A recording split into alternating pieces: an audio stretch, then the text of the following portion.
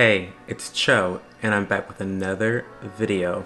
In today's video, we're talking about plastic surgery, which is a little bit skin adjacent, I guess.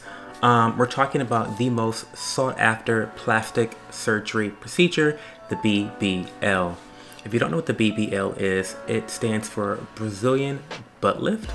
And it's a very, very popular procedure in which they take fat from other parts of your body via liposuction, and then they inject that same fat after, purifying it into your butt area and your hip area. And this is to give you that hourglass figure, much like Kim Kardashian. Very sought after. She looks great. She looks fantastic. I actually think that she removed her fat injection. I think she removed her BBL. Don't quote me. That might be an outdated picture. I'm not sure. But this hourglass figure was not only popularized by Kim Kardashian, it has been popularized by a lot of pop icons in the media over the last decade. By the way, before we get into the video, if you have not watched my last video about Kim Kardashian and how she's allegedly a thief, swiper no swiping, please go watch that video right now. But anyway, I found out about this story from one of my favorite social media accounts. It's The Cosmetic Lane. They have 18,000 followers on Twitter. They are phenomenal. Really, really great account on Twitter. I love their content. They cover a lot of stories about plastic surgery and cosmetic procedures, of course. And they just give you really good, insightful information, and they have really constructive but critical conversations surrounding this type of topic. So definitely go give them a follow on Twitter. If you don't have Twitter, I do know that they are doing a lot more content over on their YouTube channel as well as their Instagram page.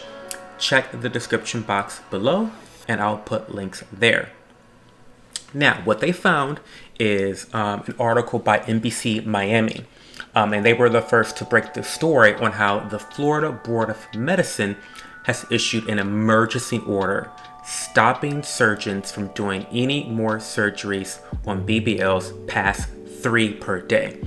So what that means is that typically they're doing a lot of BBL surgeries every day, and now they can do no more than 3 per day. Additionally, they are requiring all doctors and surgeons to administer ultrasounds to ensure the safety of where they're going to inject the fat to prevent embolism, which we'll cover a little bit later in the video. Now, statistical trends continue to show how dangerous these procedures are, despite the fact that I think around 20,000 people got a BBL in 2018. Recently, though, there has been at least 19 women that have specifically died in the last 5 years due to complications from these procedures. Now, you might be asking, what are some of these complications? Let's go over them. Number 1, fat necrosis. It's when fat kind of lumps up right underneath the skin, and it looks really crazy. You get really lumpy skin. Fat necrosis, like fat death. It's in the name. And so basically the fat becomes immobile. It can't move. It can't get where it needs to go. And then you get this really lumpy looking skin. Then you have fat embolism, which is definitely the most dangerous part of getting a BBL. It occurs in the case of fat accidentally being injected into a vein.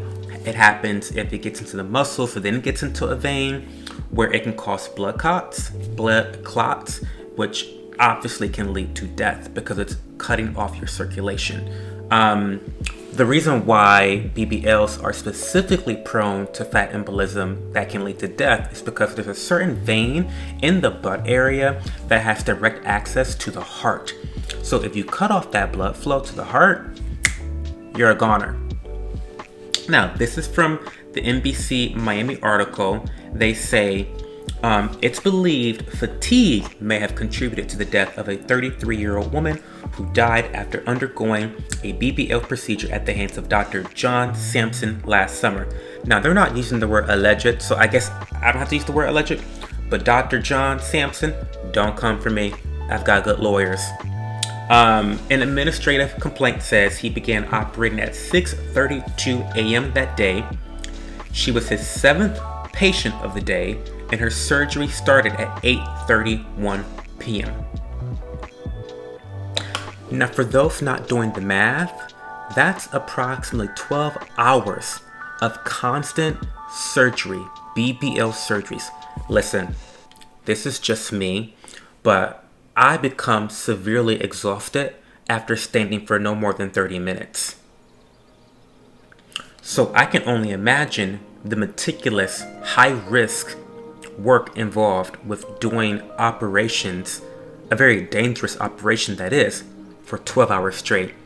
I don't think I need to explain why this is extremely problematic, and it makes total sense why the board has now put these restrictions on doctors.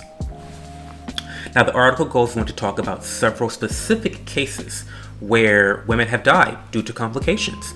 Now, if you want all the grisly details, I'm not going to go over them here with you. I will put the link to that article in the description box below. I implore you to always check my description box. I put my resources, my information, links to what I'm talking about in the description box so that you can learn about the topic more than what I'm able to discuss on this video. So definitely check that out now. Now, you guys know I'm a big fan of business. What happens now, of course, there's a lot of implications that will occur due to these new restrictions in South Florida.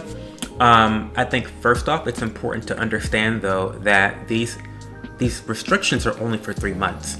And so I don't know if they're thinking after 3 months, the demand is going to go away. I don't know. I don't think that's very likely. And then additionally, is it possible that they'll codify this regulation and make it a permanent fixture in South Florida? I'm not exactly sure what their strategy is, other than to halt the damage that has been happening for the last several years with the high demand and the low supply of doctors. Another unintended consequence of this policy is that if you are going to decrease the supply in South Florida and the overall demand for the product or service is not changing, then that demand is going to disperse to other parts of the country, not named Florida. You've got the Dominican Republic, you've got Mexico, you've also got Turkey, the country of Turkey, which has approximately 1 million people visiting every year for medical tourism. So I don't know if by solving the issue in Florida, are they going to inundate these other places where the demand gets too much for those doctors and they're doing procedures for 12 hours straight? I'm not exactly sure. I think that, the other issue is going to be basic supply and demand. Now that you have less of a supply, the price might increase. I think the average price of a BBL is around $4,500. They do vary. You can get one as cheap as $2,000 and one as expensive as $13,000, $15,000, around there. But I think the average clocks in at about $4,500. And so where a doctor was making, $50K a day on these procedures, now he's only making $20K a day. And that's a pretty big difference for a doctor. And so you're going to see these doctors scrambling to make up that lost income somehow, some way. And that might be in the form of increasing prices. Now, what is the question I want to ask? I have a couple questions. Should BBLs be banned? They're so dangerous. Should they be banned? Drop down in the comment section and let me know, what do you think should be done about this issue in general? Now, I've never gotten any work done. I've never gotten Botox. I don't plan on getting Botox. I'm afraid of needles. That's the only reason why, to be honest. Otherwise, I would. But I'm not planning to do any cosmetic procedures. But I definitely am a big proponent of bodily autonomy. Now, we've got a couple, big controversies in the news these days. You've got abortion. You've got COVID vaccines. Not a good day. Okay? Not back to that one. Neither of those things, I think, we should encourage people to take. The majority of people, I think there's a very small select few people that should be doing those activities and those behaviors. That being said, I don't think it's my choice or it should be my decision to decide for somebody else what to do with their body. That's just my opinion. Don't drag me. It's just my opinion. I'm outspoken forever, honey. You just didn't understand that. I tell anybody whatever I want them to know, anytime, any place, anywhere. You didn't know that? No. Well, now you know it. Okay. And I think the same goes for BBLs in plastic surgery. If somebody wants to inject fat into their butt, as weird and crazy as that might seem to me sometimes, go ahead, have a field day, okay? But I think the question is, how do we discourage these highly risky behaviors that have negative consequences? How do you discourage that without getting the government involved? You know, I think that when the government gets involved with most things, they ruin it. No, it's true. No, it's true. So I want them to have the least amount of interaction with individual liberty as possible. And I think that goes for BBLs as well. I think we have to really ask ourselves as a society, why women and men too, like why are we partaking in such obviously high risk behavior for the sake of beauty, which is ever changing standard in the first place? Like, I don't know, it's giving a little bit of body dysmorphia on some level. Now, I talk about a lot of my personal struggles with body dysmorphia over on my Buy Me a Coffee page. I'm not going to dive too deeply into that here, but I do want to just say that, you know, you should always offer people grace and kindness when discussing these issues. You don't want to make people feel like they are making terrible decisions or foolish decisions. You just really want to encourage people to think about the consequences of their decisions and how it can impact their lives long term. And I can relate to, you know, feeling like my body is like I don't have complete, I don't know, it's, I'm not gonna go there, but just check the Buy Me a Coffee vlogs. I talk about it in depth there. But I get it. Like, I understand why women are getting these BBL surgeries at any cost, at any risk. I can understand. And I think that a lot of other people, when you think about it deeply and you think about insecurity and these like just extreme pressures to be beautiful, you can maybe relate a little bit to that. So let me know your thoughts. Have you ever gotten a BBL? Do you know people that have gotten BBLs? What do you think about these new regulations in South Florida? What do you think the unintended consequences are going to be? I really want to talk about everything in the comment section below. Thanks for watching. And if you don't like this video, next time you get a BBL, it's going to be botched. Have a good one. Bye.